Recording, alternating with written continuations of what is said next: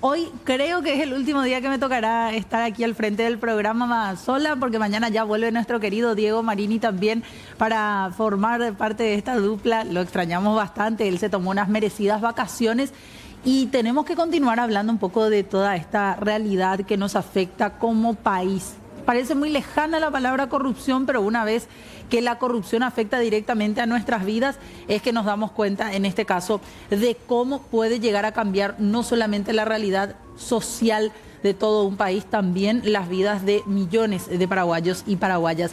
Por eso iniciábamos con este material, porque nos caía la ficha ayer que según una organización internacional de transparencia, nuevamente volvimos a caer en el ranking, en este caso de corrupción. Allí estamos observando la calificación por un lado de Paraguay, 24 de 100, siendo 100 la mayor cantidad de puntos que puede llegar a alcanzar un país que no es corrupto. Nosotros estamos en 24, hemos bajado 4 puntos en comparación al 2023. Estos datos se hacen en base al 2024, se analizan diferentes fuentes, desde fuentes internacionales como el Banco Mundial, el Fondo Monetario Internacional, también representantes de diversos sectores de la ciudadanía paraguaya y otros organismos más.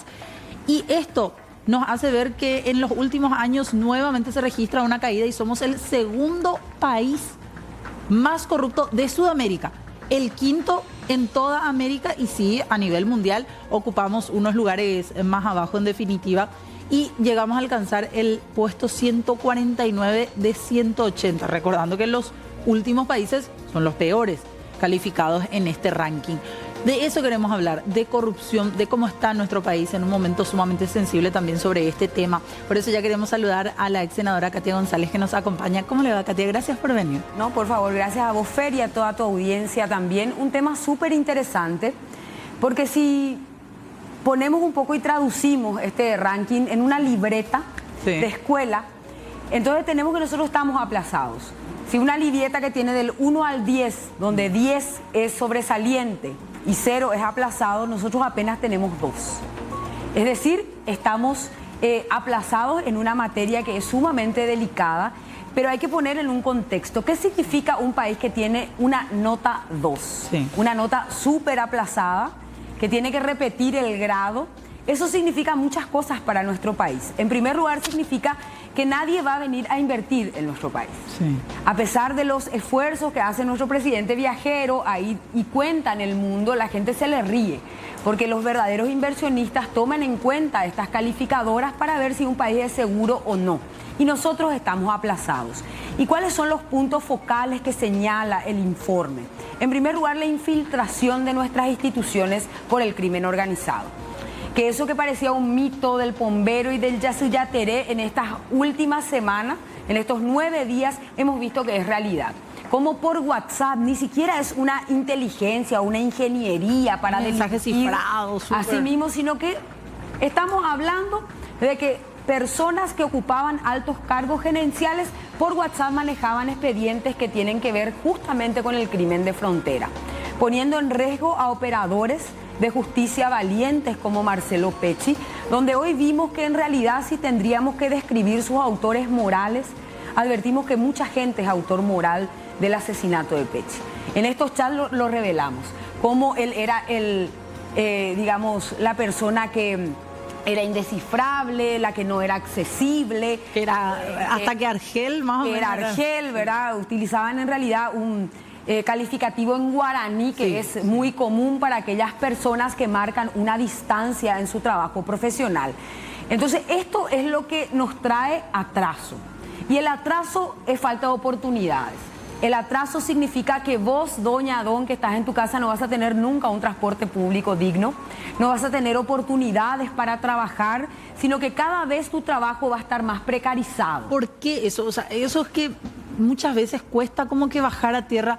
La palabra corrupción parece estar muy lejana de la realidad del día a día de ese trabajador que espera horas, que espera en la oscuridad, que es asaltado.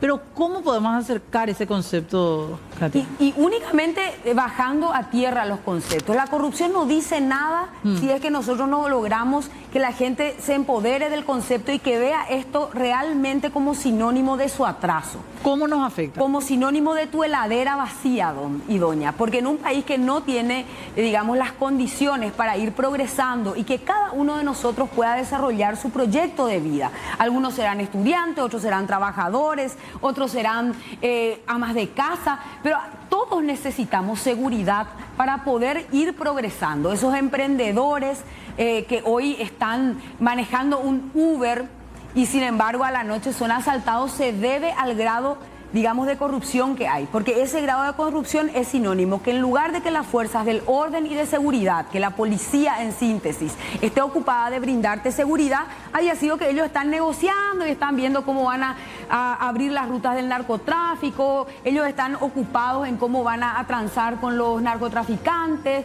cómo van a hacer, exacto, están cobrando un salario como lo hacía esta jueza, Sadi López, que renunció. Sí. Todo el pueblo paraguayo le va a pagar a Sadi López mensualmente una jubilación de 19 millones de guaraníes. Estuvo 30 años ganando un promedio similar en la función pública y en lugar de ser empleada del pueblo, además de ganar ese salario, era empleada del narcotráfico. O sea que tenía un doble ingreso para no hacer la función que le correspondía. Y eso es lo que tenemos que entender, que esa heladera vacía que hoy abrimos, que el hecho de que vos, doña, don, te tengas que ir al supermercado y pagues un 38% más por el precio de la carne, que vos comprabas tu batata, doña, en enero de este año nomás, al comienzo comprabas por 10.000 guaraníes el kilo. Hoy ya estás comprando por 13.500 guaraníes. El arroz comprabas a un precio más bajo de lo que hoy estás comprando con tu mismo sueldo. ¿Por qué? Porque hay corrupción en nuestro país.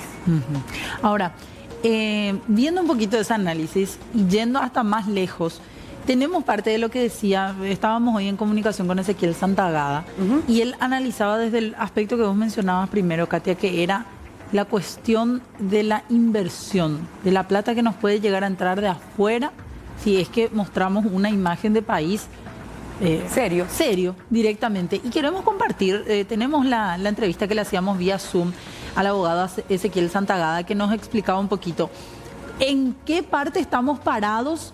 Porque él decía, estamos peor o estamos igual de mal que hace 10 años en el 2015, cuando ni siquiera teníamos ley de acceso a la información pública. Vamos a escuchar lo que decía el abogado. Tenemos ahí el Zoom para compartir con él.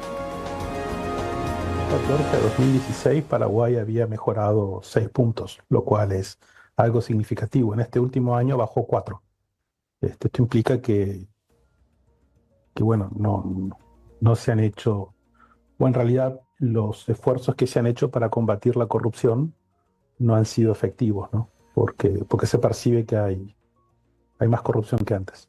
Pero en todas las calificadoras siguen mencionando que el punto débil, digamos, el lastre que tiene Paraguay, la mochila de plomo, es la institucionalidad relativamente débil y los altos índices de corrupción.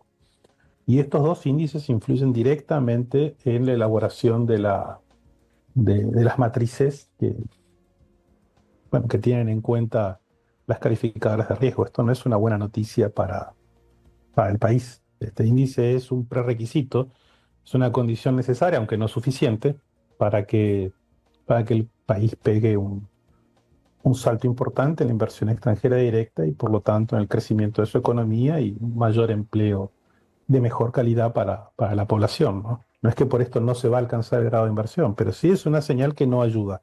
Bueno, ahí explicaba claramente, él decía, es uno, no es un índice, el principal que se tiene en cuenta, pero este índice de percepción de la corrupción que conocemos hoy, que nuevamente nos ubica mal como país, es uno de los índices que se tiene en cuenta cuando a un país se le va a dar grado de inversión o no. Sí, efectivamente. Y esto también parece muy lejano, que es lo que es el grado de inversión, ¿verdad? Esto le interesa a la gente que tiene plata nomás. Y la verdad es que no es así. Debería interesarnos a todos los paraguayos y paraguayas de a pie que deseamos, repito, desarrollar en este país nuestro proyecto de vida que hoy está truncado Porque las instituciones, a veces hablamos muy en difícil, Fer, decimos, ¿qué es lo que es la institucionalidad? Le preguntamos a alguien, ¿qué es lo que es la institucionalidad?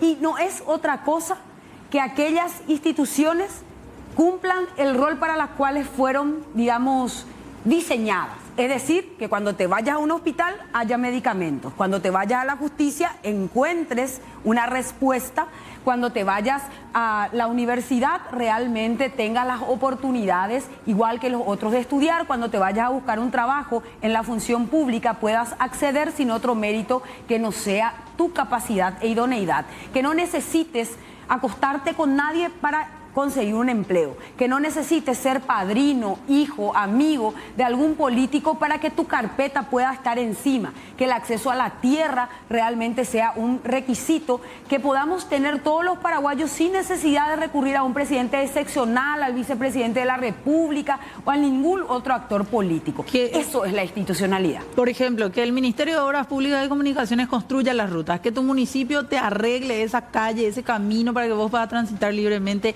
y sin romper todo tu vehículo, o que tengas simplemente un transporte público de calidad para que no puedas o no tengas que comprar un auto, por ejemplo. Eso también es institucionalidad. Eso es institucionalidad. ¿Y por qué no tenemos? Porque tenemos dos en nuestra libreta. ¿Qué significa eso? Que nuestras autoridades no se están ocupando de solucionar los problemas que tiene la gente, sino se están ocupando en llenarse los bolsillos y en solamente construir una suerte de secuaces que están ahí reunidos para ver qué es lo que le pueden, qué ventaja le pueden quitar a una licitación, qué ventaja le pueden quitar a cualquier cosa que tocan. Y uno de los indicadores que forma este aplazo del Paraguay es la justicia, Fer, que hoy está un poco en el foco de la tormenta. Sí. Y ya vimos por qué. ¿Y qué es lo que es la justicia? Ayer convocábamos a una manifestación en el jurado de enjuiciamiento de magistrados. ¿Qué estamos viendo ahí atrás? Y la gente no sabía qué era el jurado. No sabía para qué servía. Alejado, no sabe para qué es lo que sirve, qué es lo que hay por jurado de enjuiciamiento de magistrados o hay por consejo de la magistratura. Porque tenemos hoy que la educación paraguaya, que también está aplazada, en realidad no se preocupa de formar ciudadanos útiles que sean capaces de descifrar cómo funciona una república. ¿Por qué? Porque esta claque, esta casta política nos quiere ignorantes y nos quiere pobres. Por eso no sabemos para qué sirve un jurado de enjuiciamiento, cuando ese es un componente muy importante para controlar la actividad de jueces y fiscales que están tocando expedientes tuyos, que tienen que ver con tu vida, con tu libertad, con tu familia, con tus bienes, con las cosas más preciadas del ser humano después de la vida. La vida, ¿quién los atiende? Los doctores. Pero los doctores hoy no cobran sus salarios. Para ascender dentro de un hospital, lo veíamos hace poco en Lambaré, necesitan arrodillarse ante el presidente del seccional o ante Orlando Arévalo. Y eso disminuye la calidad de atención para los lambareños. Y así se replica en todo el país, Fer. Eso es lo que nos pasa, eso es lo que significa en traducción cristiana y fácil no tener un país institucional y estar hoy aplazados en el ranking de corrupción, donde la justicia es la principal responsable. Porque robos existen en todo el mundo, sinvergüenzas y malhechores también. Lo que no hay en todo el mundo es impunidad. Y nosotros acá tenemos el 99,9% de salir ilesos de un proceso penal. Pocas condenas veíamos. Poquísimas condenas. Por corrupción. Son 10 condenas cuando somos el país más corrupto. ¿Te parece, tipo eso? Y encima son todas condenas residuales. Se robó en el INDER, Instituto Nacional de la Tierra. Hoy el Paraguay tiene un problema terrible de acceso a la tierra. Y apenas le dan 5 años a la persona. O 7 años le dan al secretario que en el jurado de enjuiciamiento de magistrados traficaba con sentencias. Entonces, eso es, la justicia es súper responsable de todo lo que nos está pasando. Pero la solución real es que vayan a la cárcel, porque muchas veces como ciudadanos lo único que queremos es verlos tras las rejas. Y pasa como el caso de Ñoño Núñez, que se fue, ¿cuánto? Meses y volvió a salir. Y la gente se siente decepcionada y dice la justicia no funciona. ¿Es realmente la solución la cárcel directa? ¿O tenemos que empezar a hablar de otra mirada en cuanto a la justicia? No, en realidad, cuando alguien comete una conducta disvaliosa contra un valor de la sociedad, que es la administración honesta de los fondos públicos, porque esa corrupción es la que mata como una bomba atómica. porque le afecta a muchísima gente. Entonces, lo que nosotros tenemos en el caso de Núñez, por ejemplo, imagínense este exgobernador de un departamento súper pobre, uno de los más pobres del país, que utilizaba el dinero del presupuesto en apuestas de caballo. Él era un ludópata, era un enfermo que utilizaba el presupuesto nuestro, don y doña, para apostar los caballos. Se le condena ejemplarmente, porque pocas condenas de 11 años, pero a través de los vasos comunicantes que hoy existen, probablemente encontremos un WhatsApp, donde se le ordena que antes de Navidad ese señor tenía que estar en su casa y pasa un arresto domiciliario. Eso es un sabor agridulce otra vez. Por supuesto, es una decepción. ¿Y cómo se cambia eso, Fer? Y solamente el pueblo salva al pueblo. Y tenemos que aprender eso, tenemos que ejercitar nuestro músculo cívico. Los grandes cambios no van a venir como soluciones desde las instituciones que hoy están copadas, va a venir desde ese sacrificio y desde ese entendimiento que tenemos que ser los hombres y mujeres que hacemos este país, quienes forcemos que las instituciones funcionen. Ok, tenemos que hacer una breve pausa.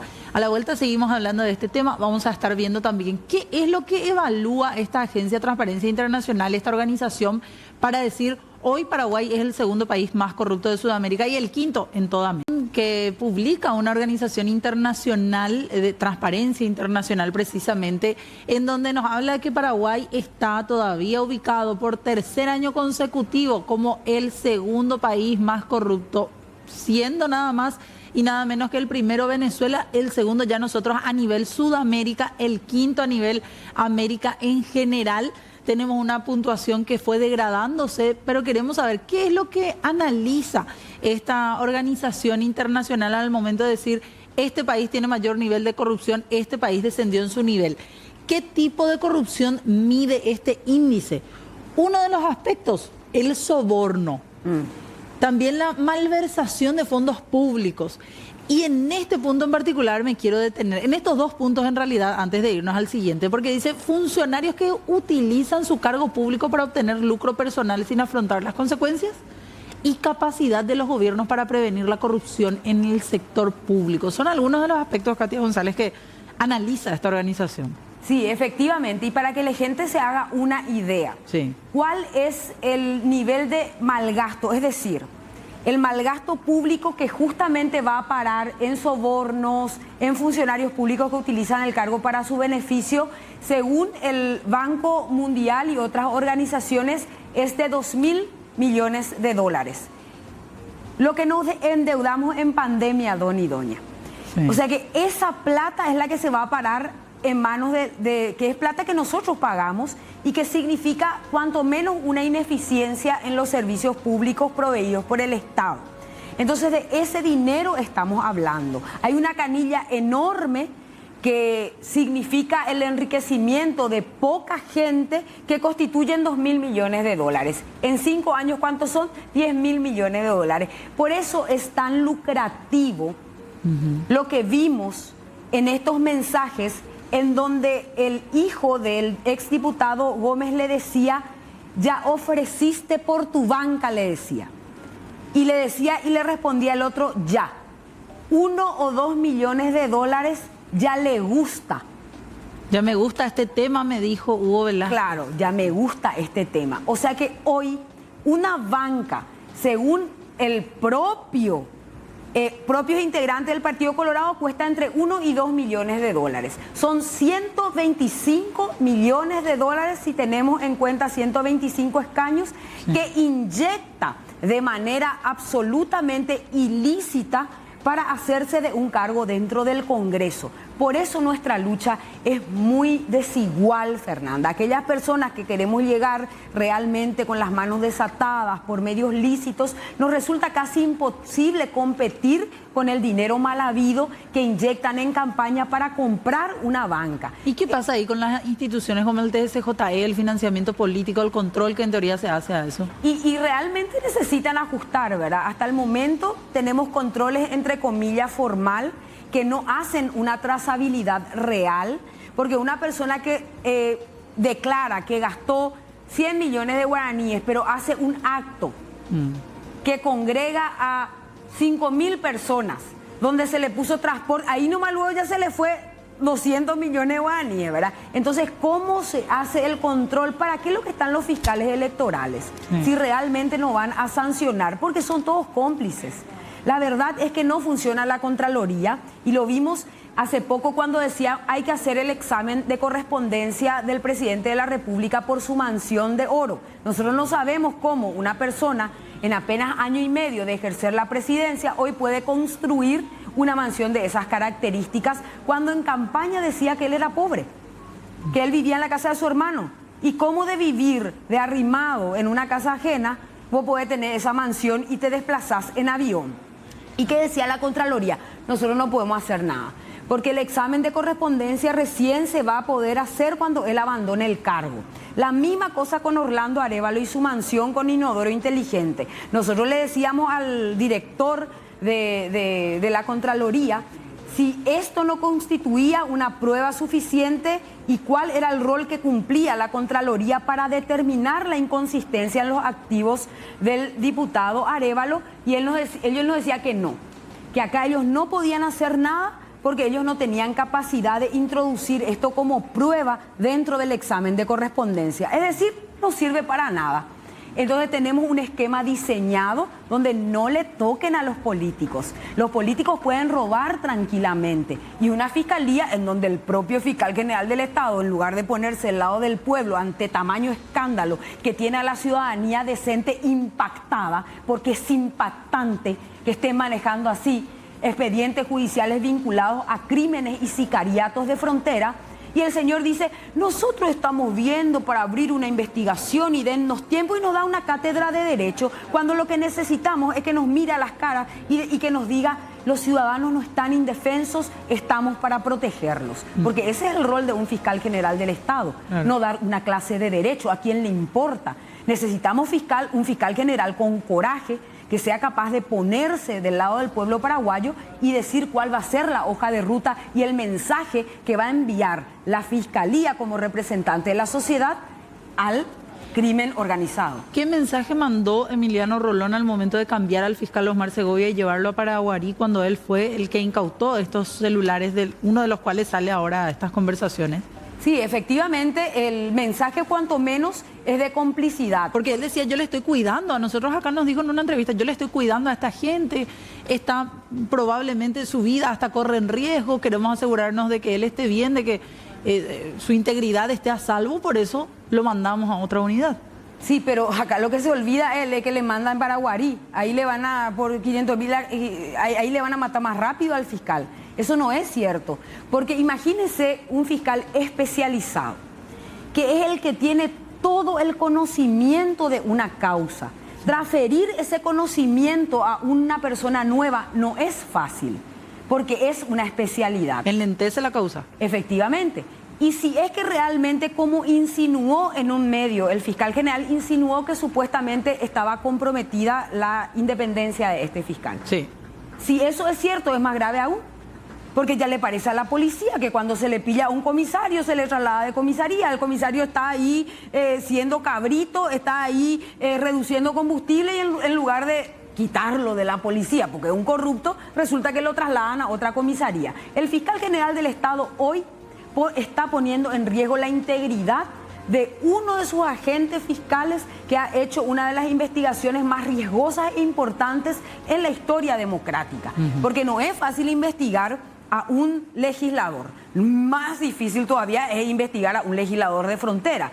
Y más difícil todavía es investigar a un legislador de frontera que, según informes del Brasil, tiene directas conexiones con el PCC, Primer Comando Capital. No es fácil lo que hizo el fiscal. Sin embargo, hoy la respuesta del fiscal general del Estado es no, nosotros estamos haciendo y estas reorganizaciones tienen que ser cotidianas nomás. No funciona así la cosa, señor fiscal general del Estado. Y usted tiene que explicar, porque si ese traslado se da por un hecho de corrupción, tenemos derecho a saber. Claro. Pero si ese traslado se dio como una represalia de una acción que con coraje ejecuta un servidor público, que es lo que esperamos de nuestros fiscales, es gravísimo lo que hizo Emiliano Rolón. Porque le está dando una señal al resto. Le está diciendo, ojo, acá no queremos gente con coraje. Acá queremos gente sometida. y a gente que siga órdenes para ver a quién se le va, gente que avise. Porque probablemente para realizar este operativo, tanto el juez Omar Legal como el fiscal Segovia y los otros que le acompañaran tuvieron que manejarse con sigilo, incluso de sus superiores. Sí. Hay otro mensaje más que le quiero hacer una consulta. Hace unos minutos la Fiscalía comunicaba que abrió una causa penal en una unidad penal de Lambaré contra Orlando Arévalo. Hablan de asociación criminal, otros delitos y hasta hablan de la posibilidad de otras personas en la carpeta judicial. En la carpeta penal, digo. ¿Puede ser una buena señal o no? No, grandilocuente anuncio para el blanqueo. ¿Va a ser blanqueado Orlando Arévalo? Va a ser blanqueado. Porque una fiscalía barrial no se puede ocupar de un tema tan complejo. No tiene la infraestructura, no tiene la especialidad. Esto tiene que ser derivado a la unidad de delitos económicos y anticorrupción, donde hay fiscales especializados y donde se tienen por lo menos más elementos de cercanía, con peritos, con personas que realmente puedan realizar. Le va a investigar al zar de Lambaré en Lambaré, pero qué simpático. Le va a investigar en su feudo al señor feudal, donde su esposa es concejal. O sea que esto no puede ser más un chiste mal contado por parte del fiscal general del Estado que no da y no acierta una. Esto realmente debe ser tomado como una cuestión de alta prioridad institucional, tanto por el jurado, por la Corte, por la Fiscalía. ¿Y qué es lo que nos están diciendo? La vida sigue. Nosotros vamos a seguir haciendo y fingiendo como que nada sucedió. Entonces el jurado, la profesora doctora, agarra y convoca una sesión del jurado en enjuiciamiento y ellos siguen la vida como si nada haya pasado. Y cuando ellos en realidad tienen que explicar por qué alinearon su voto con Orlando Arévalo. Porque Orlando Arévalo no actuó solo. Hay que ver si realmente para alinear sus votos Alicia Pucheta, Derlis Maidana y Enrique Berni a los de Orlando Arévalo, también recibieron un mensaje de Lalo Gómez, recibieron algún incentivo, o realmente son nomás así de vocación oportunista e idiotas para votar, para blanquearle a Estela Mariscano, que nos robó un intendente, inventando una causa. Pero por favor, seamos un poco conscientes. Y realmente por eso la ciudadanía tiene que decir basta, porque nos están tomando de estúpidos. Acá no va a cambiar nada si no protestamos de manera fuerte y conteste con lo que está pasando. Quiero volver un poco al caso Ministerio Público y a quien hasta hace unos años era miembro, nada más y nada menos que en la Fiscalía Adjunta, en el área de antidrogas, Marco Alcaraz. Hoy dio una conferencia de prensa, el actual secretario de Inteligencia se defendió de aquellas conversaciones que tuvo con Lalo Gómez que se filtraron. Esta era la parte de la explicación por lo menos que daba. Justamente a ese ciudadano en general, para que puedan entender y comprender el contexto, como señalé ahora. Le pedí esta oportunidad al señor presidente de poder explicar un poco la situación en la cual se dieron esos mensajes en ese periodo de tiempo que ya fueron expuestos en los medios de comunicación. Si podemos poner ahí. Un poco para hacer la cronología de quién era Marco Alcaraz en el 2017. Y voy a empezar un poco por el caso Spectrum, que así se denomina, es el nombre de ensueño del caso Luis Carlos Darrocha, alias Cabeza Branca. Y quiero empezar con esto. En el 2017, ahí está la fecha en que fue detenido el señor Cabeza Branca en Brasil, en julio del 2017. Eso fue Spectrum, lado Brasil. Si bien la investigación se denominaba de otra forma. En ese momento tomé la decisión y lo comuniqué al señor ministro de la Senat de aquel entonces, Coronel Vera, y pedí una reunión con los agregados de la Policía Federal que estaban destacados acá en nuestra embajada paraguaya, en la embajada brasilera en nuestro país, como para advertirles de que nosotros como país quería tomar la posta. El objetivo de esta iniciativa era poder avanzar sobre las indagaciones patrimoniales. El caso de tráfico, el delito precedente, se produjo en Brasil. El caso de lavado y de bienes se produce en Paraguay. Entonces esa fue la iniciativa propiciada por quien les habla tomamos esa decisión, avisamos a la gente de la Policía Federal. A partir de ese momento se dio un fluido relacionamiento con ellos, incluso en un periodo del tiempo ellos vinieron a trabajar a la Fiscalía en la cual nosotros estamos prestando servicio en aquella época, 2017, 2018. Como consecuencia de eso, por el perfil de la fiscal Lorena Ledesma, le asigné esa causa. Ella empezó las indagaciones y en diciembre de ese mismo año le pide un número de causa, porque la causa no es que se inicia y ya avanza hacia una imputación. Entonces pide el número de causa en diciembre del 2017, atendiendo a toda la información que se tenía en ese momento, que tenía mucho que ver con personas físicas y personas jurídicas. Esta es parte de la conferencia, apenas el inicio. Avanzando un poco más, Marco Alcaraz niega haber filtrado información. Sí dice, hubo conversación con Lalo Gómez. Su conversación y su intento de cercanía a nivel de amistad fue muy insistente, pero no pasó de haber enviado estos regalos. Como en aquel entonces miembro y después presidente de la ARP de la Rural allá en Amambay. Y él dice, nunca filtré información sensible. Tampoco le di información del caso Cabeza Branca, me solicitaba. El cambio de Lorena Ledesma no se dio, decía él, entre otras cosas más que dejaba esta conferencia de prensa. ¿Katia?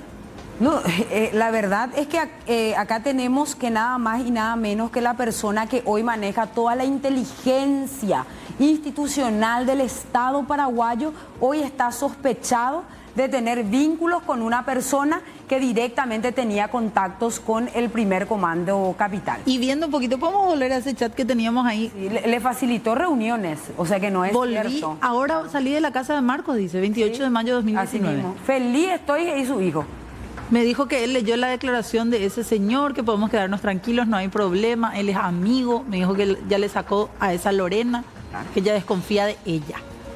Pero a Lorena Ledesma, que era la que estaba investigando, le quitan. A Omar Segovia, que era el que estaba investigando, le quitan. ¿Te parece eso normal? Le vamos a mandar, ¿verdad? Porque le gustó, ¿verdad? Aquella vez que le trajo 2 cajas de premium de picaña. Y coinciden las fechas, coinciden porque... Pero quiere también lingüiza, o sea que ya Oyapoma le ha pedido, ¿verdad? De la carne que no puede comer el paraguayo, ahí estaba comiendo. Y es grave, esto es muy grave. Esto amerita que realmente se lo aparte de una institución, repito, que tiene que estar al servicio de la gente. Sea o no cierto lo que él dice. Pero ya está degradada la desconfianza. Efectivamente, esto es cierto, esto viene de un proceso en donde se desencripta un celular, esto no es mentira. Y él dice, ¿verdad? Los chats... Y hay que hacer un seguimiento y una trazabilidad, que era lo que nosotros estábamos pidiendo, porque cada uno de estos pedidos tiene un resultado institucional. Y eso es lo que hay que hacer. ¿Qué pidió Lalo? ¿A quién le pidió? ¿Y qué pasó? ¿Le pidió que le quite a Lorena Ledesma? ¿Le pidió? ¿Le quitó? Le quitó. Entonces, ¿qué? 2 más 2, 4. Entonces, acá hay situaciones que son objetivas. Claro. ¿Se le pidió o no se le pidió salvar, en el caso de Arévalo, a Estela Mariscano? ¿Se le salvó o no se le salvó? Se le salvó. Chat verdadero, checklist. Entonces acá estamos teniendo una serie de conductas que surgen de estos mensajes que tuvieron resultados efectivos. Y el tema de la carne premium, yo soy desconfiada, ¿verdad? Y ahora que estoy en mi rol periodístico, Fer, disculpame, pero me agarró el espíritu de la desconfianza, ¿verdad? ¿Vos te acordás cómo en esos chats donde se le destituye a Mario Ferreiro? ¿Qué decía Camilo? Necesito 5 cajas de pollo, decía. ¿Y qué era 5 cajas de pollo? Era plata. O sea, está esa desconfianza también. ¿Y qué puede ser una caja de carne premium? O una lingüiza.